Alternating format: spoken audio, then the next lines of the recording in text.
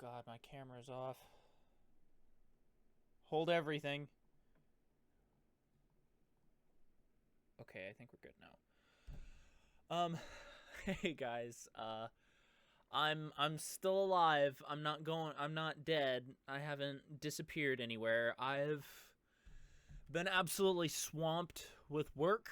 I'm still wearing my work shirt right now. Um, and I'm currently in between shifts right now. I have to go back at 5. It's about a quarter till 3 right now. Um, and I've had time, not that much time. Like I had all evening yesterday, and I had all day Wednesday to sit down and record videos, and I didn't, and I haven't been recording recently. Aside from those Alien Isolation videos that I got up, I haven't, because I've been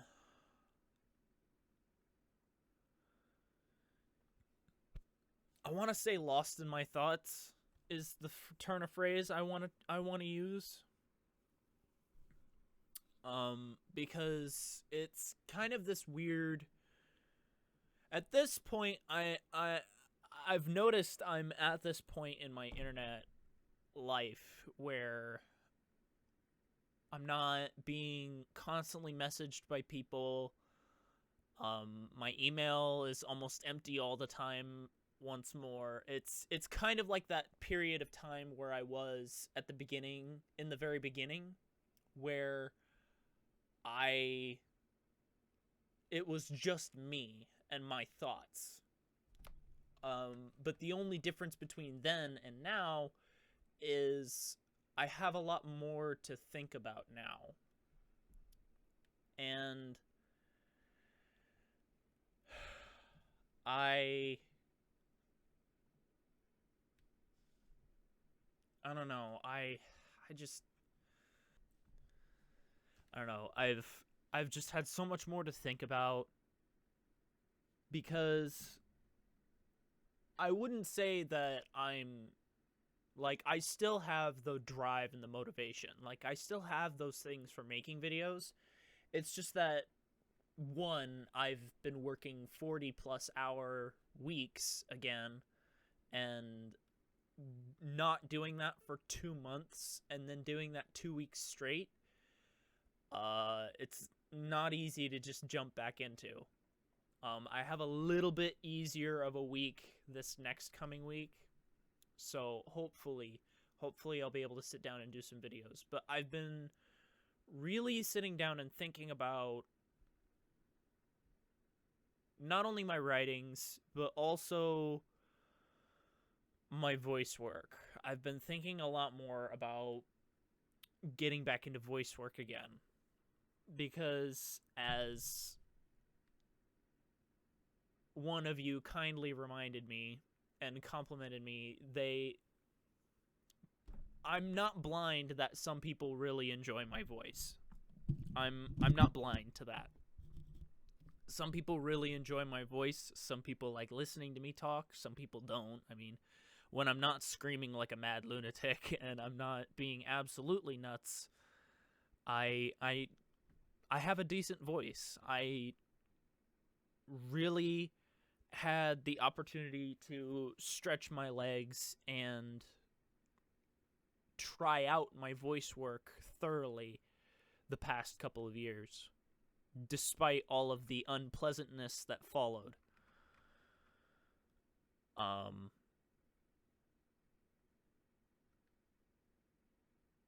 but I wouldn't attribute that to me being a voice actor. I would attribute that to me being a co-director and writer.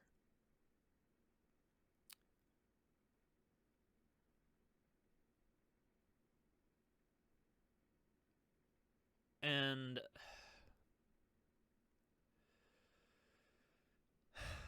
it it very much, very obviously occurs to me that I've had no reason to even think about trying for voice work, but then actually sitting down and thinking about it, I I don't know why. Because looking back, I I have I had and still have a lot of enthusiasm for voice work, for bringing characters to life, for voiceover dialogue, like, because if I remember correctly, one of you pointed out that I would be a good voiceover. I would do good for voiceovers, and I could see that. There's a lot less to work with when you're doing voiceovers, but at the same time, I can see it. But I think because the biggest misconception people have about voice acting is having multiple voices. Not every voice actor is required to have multiple types of voices. I mean, some of the best voice actors in the business only have to use their natural voice for their characters. Because I find the quality in voice acting is through acting. Because people continuously make the mistake of putting actors and voice actors in two separate groups. They're both actors. You have to be able to act for both. And if you're not good at the acting part, like, you can have a fantastic voice, but if you're not good at the acting part, you're going to fall short every time. And some of you may know this, some of you may not know this. For some of you, this might be mind-blowing insight from the inside, or not. Like, it doesn't really matter. But I find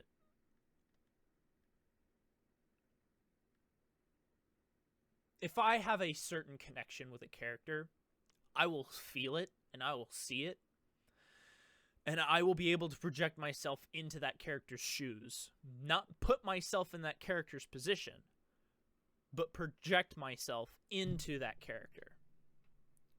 Because it's less of putting more of myself into the character and more of becoming the character. Because just because you're voicing a character does not mean it becomes all about you. Like, when I voiced Adrian, that was Adrian. I treat that as a completely separate person rather than who I am personally. I voiced him, but I'm not him. Because that is in a completely different mindset and a completely different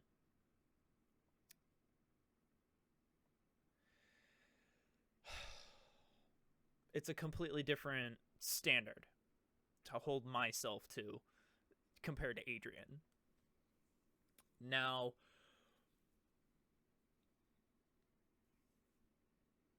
and I feel this is a very common thing for when people do become voice actors and do their own stories, is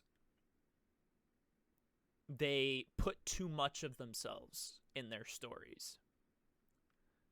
And I'm using that as a segue into what I've been thinking about my writings. I feel like the biggest accomplishment that I've made writing Mystic Hills Origins is when I'm writing Adrian's dialogue, I'm not writing it through my perspective. I'm writing it through the story's perspective.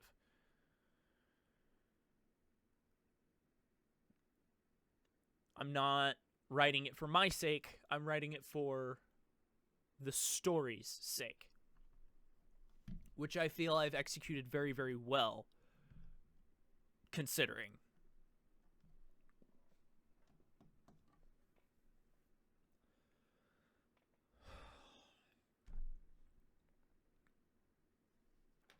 And if I'm to be perfectly honest, I myself as a writer, I do not believe in padding. I don't believe in fluff. I don't believe in extra. And I know sometimes having that extra padding in your writing, and for those of you who don't understand what I mean, to have certain things happen, like comic relief, I would consider that padding.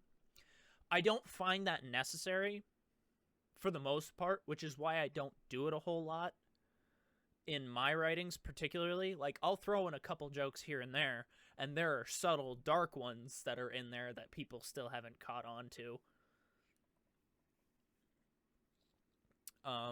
But it's just not what I do. I don't believe in padding out my writing with all of these extra things, because I'm a very methodical writer. And what I mean by methodical is I have a plan. I have a predetermined plan of what points I want to hit and where I want to end up before I move forward. So, and that's been my format since I started writing Mystic Hills Origins, almost an entire year ago. I almost started writing it a year ago. I started it towards the end of April. It was either mid or late April that I started writing. And that was probably the easiest amount of time I've had writing since, because I was the only one who knew about it. And it wasn't until other people started catching on and started talking that I started getting more stressed out about it, because then I felt the need to be more transparent with it.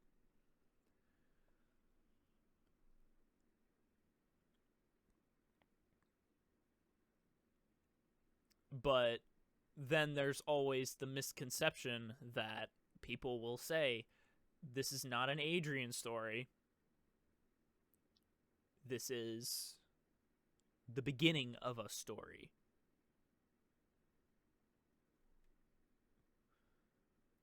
Because from my perspective, the way I write it, all of the other characters take priority. Making sure the other characters have their say in things. Making sure they present themselves properly. Neptune, Hunter especially, I struggled trying to think of the way I would have Hunter present himself at first, because it was a completely different side of the character that no one had ever seen before, and that I had never seen before, because it was never explored. And it's going to be even more challenging to write about him later on when he resurfaces later in the story.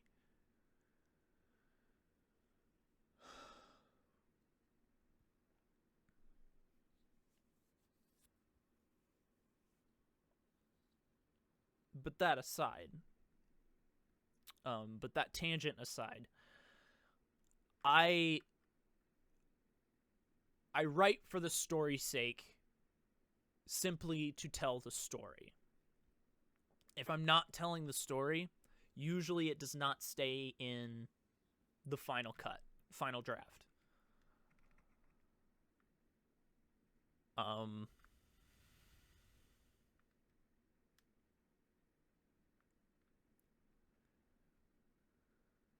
And it is very much more difficult to not let things from previous experience writing the story like this without thinking about the way I was writing it for Mania, which was completely different. Like, my style for writing for her was completely different. And it wasn't, I'm not going to say it wasn't fun, because it was. I enjoyed writing for her. I don't enjoy what happened afterwards.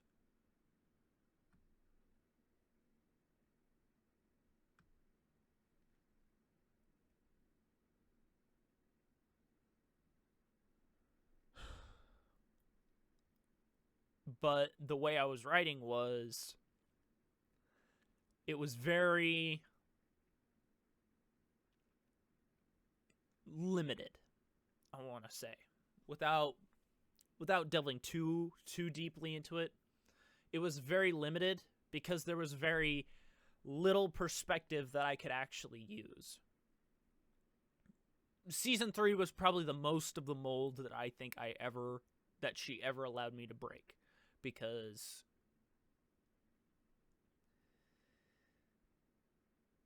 it was not easy writing other characters' perspectives outside of Mania's point of view in the story, because generally, like 8 times out of 10, it was through Mania's perspective that the story was being told. Which in some aspects is fine, but it very much limits what you can do with it. Because it's one person's perspective. The story could have looked completely different from Leon's perspective, or Hunter's perspective, or Lyric's perspective. There were a bunch of characters that had no clue what the hell was going on, so it would have been interesting to know what they were thinking. Never explored.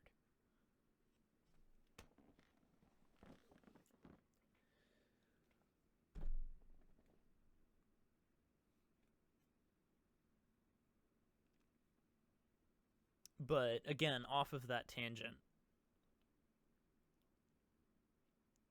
the key difference of the way I'm writing is there is a very definite cause and effect for choices in Mystic Hills Origins. Adrian makes choices, and those consequences are not just felt by him. And in part 3, he realizes this. He comes to this realization, and it just adds on top of what will inevitably happen, which I'm not going to spoil it because there's a lot I still want to get done and need to get done.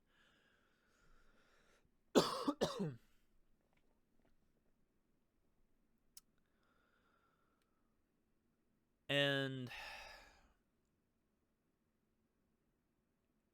it will build up to this the flip of the switch, this snap that crashes, that destroys his entire view that he's held for the majority of the story up to that point, and understands just how very, very wrong he is in his judgment. Thus, character development. His character grows. And there are other things that play into that will take priority, but it will be addressed in the story.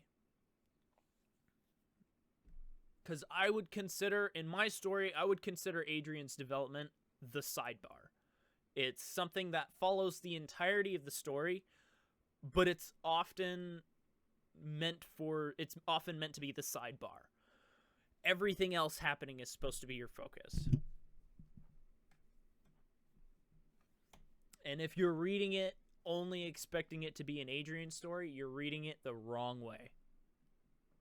Try again.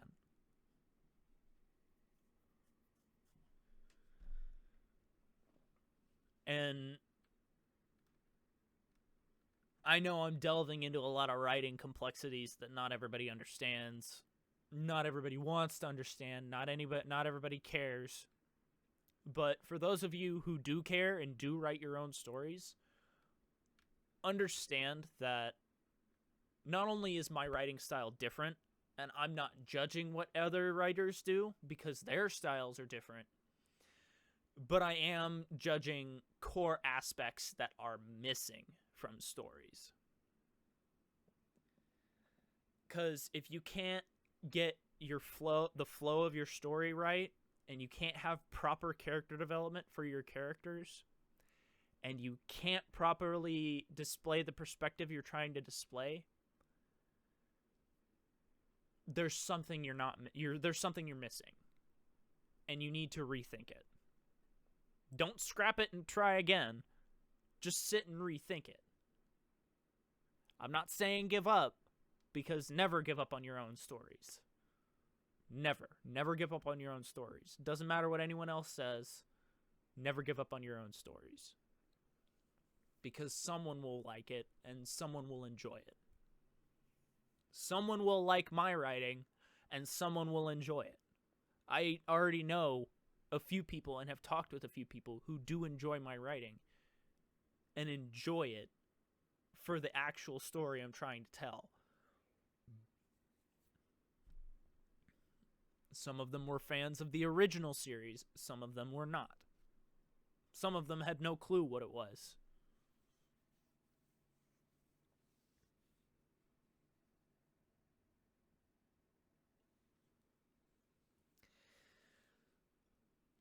I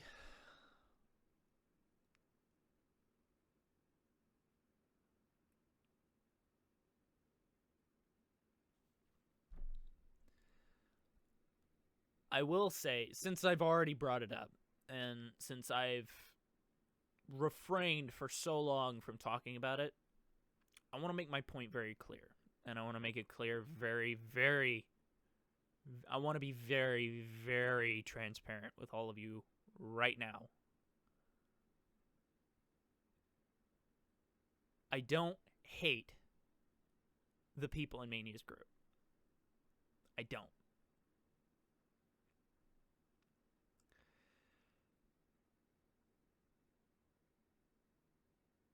What I hate is the way they're treating the people that are around them. What I hate is the treatment I was given for working so hard for them for nothing.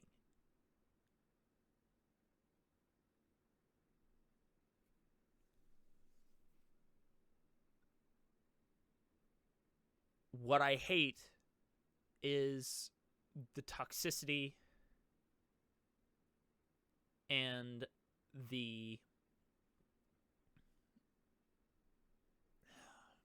trying to think of words. I'm stumbling over my words in my head again.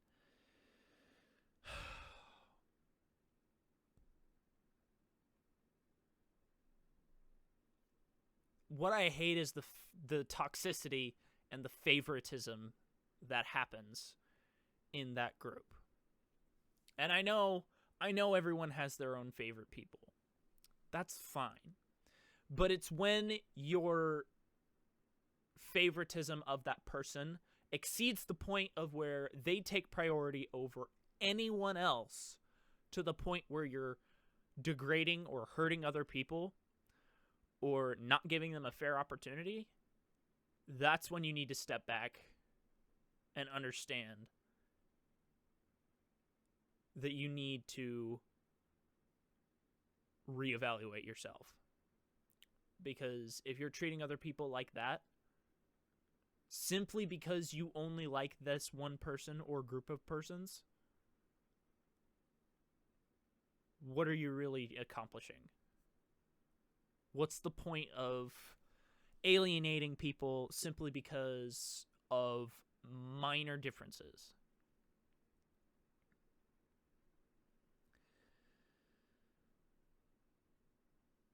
Because they didn't like a certain thing, or because they said a certain thing a certain way.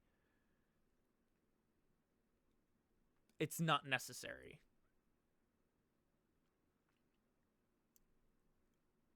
And I'm going to point it out right now. You cannot tell me,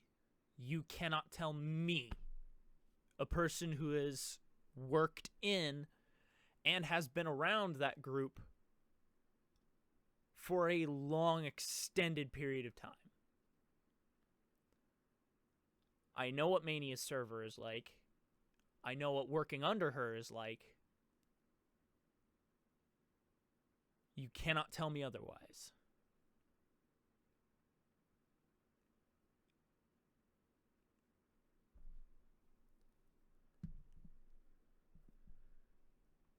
And I'm sure someone's going to call me out as a liar or calling bullshit, but my experience is my experience. And if you don't like it, tough shit, it happened.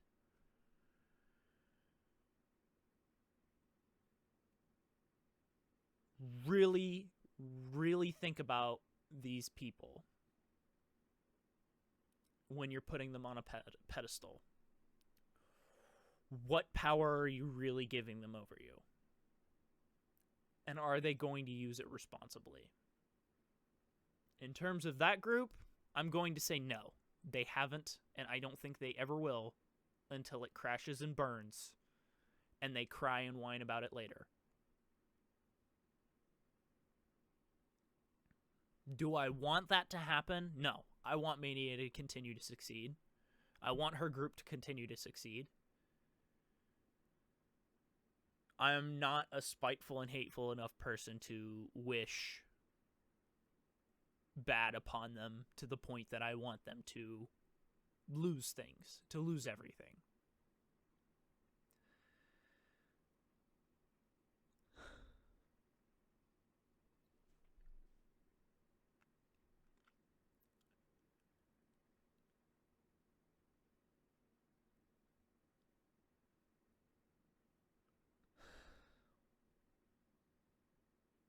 Because I'm above that. I'm better than that. I'm not going to give them the same treatment that they've tried to give me. I'm not going to. It's not worth it. It's not worth my time and energy to waste on people who refuse to see the writing on the wall and understand that some of their actions are not right and are very, very wrong, and that they are hurting people simply because they think they can.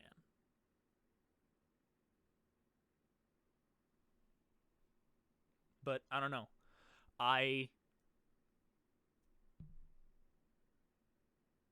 As I said in one of my previous vlogs talking about this, I'm hands off. I'm done with it. They can say, they can do, they can behave any way they wish. I won't bat an eye.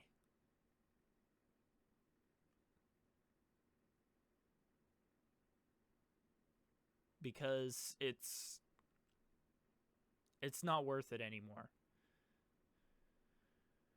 to degrade myself to the point, to their level, to that level.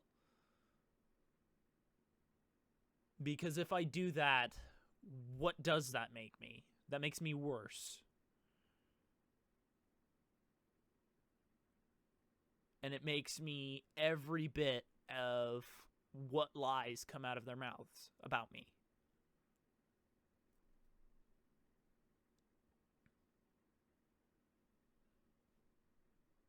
It's that simple.